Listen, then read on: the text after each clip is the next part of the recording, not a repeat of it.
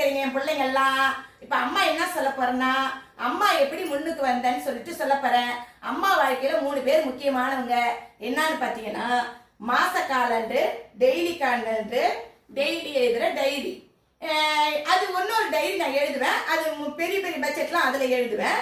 இது வந்து பாத்தீங்கன்னா டெய்லி என்னென்ன நான் இன்னைக்கு செலவு பண்ணிருக்கிறேன்றத என்னன்னா இன்னைக்கு வாங்கினேன். அடுத்து காலையில இருந்து இரவு என்னென்ன செலவு அது இதுல எழுதிடுவேன். டெய்லி எழுதிடுவேன்.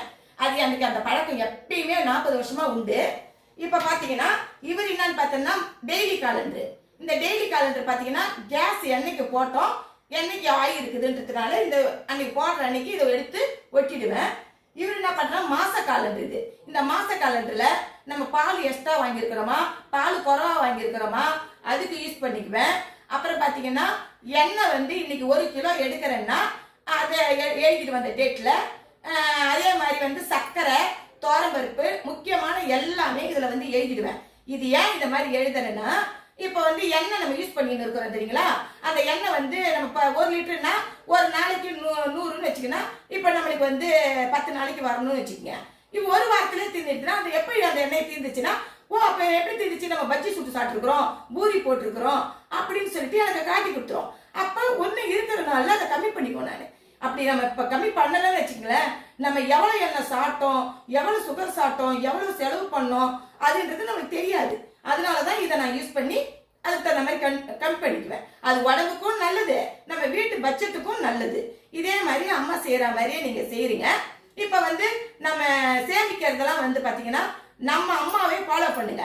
நான் எப்படி சேமிக்கிறேன்னு சொல்லிட்டு இதே நீங்க ஃபாலோ பண்ணீங்கன்னே வந்தீங்கன்னா கண்டிப்பா நீங்க வந்து முன்னுக்கு வரதுக்கான வாய்ப்பு இருக்குது.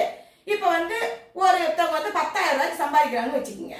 நம்ம வந்து ஒரு 10 ரூபாய்க்கு சம்பாதிக்கிறாங்கன்னு வச்சுக்கோங்க. சிம்பிளா ஒரு நாளைக்கு 5 ரூபாய்க்கு நம்ம சாப்பிடணும். 5 ரூபாய் வந்து சேமிச்சு வைக்கணும். அந்த 10 ரூபாய்க்கு நம்ம வந்து சேமிச்சு வச்சோம்னா மறுநாள் வேலை செய்ய முடியாது, ஒண்ணும் பண்ண முடியாது.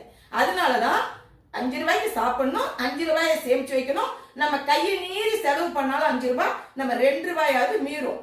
அம்மா இப்படிதான் நான் குடும்பம் பண்ணிக்கிட்டே வருவேன். நம்மள கை மீறி போறது, அடுத்த மாசம் அந்த பட்ஜெட்ல செலவு இது பண்றது அதெல்லாம் இருக்குது, பேலன்ஸ் பண்றதெல்லாம்.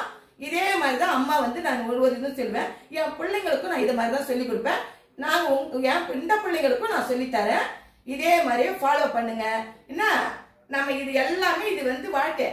அந்த காலத்துல வந்து முன்னோர்கள் வந்து ஆத்துல போட்டாலும் அளந்து போடுன்னு சொல்லுவாங்க. அதுக்கு மறவா இப்ப நேரடியாக நம்ம இந்த மாதிரி குடும்பத்துல பண்றோம். கொரோனா மாதிரி எவ்வளவு புராணம் வந்து நம்மளுக்கு கத்து கொடுத்துரும். அதனால சேமிக்கிறது நமக்கு எவ்வளவோ நல்லது. நான் இன்னும் நிறைய அம்மா சொல்லித்தரேன். அம்மா என் பிள்ளைங்களுக்கெல்லாம்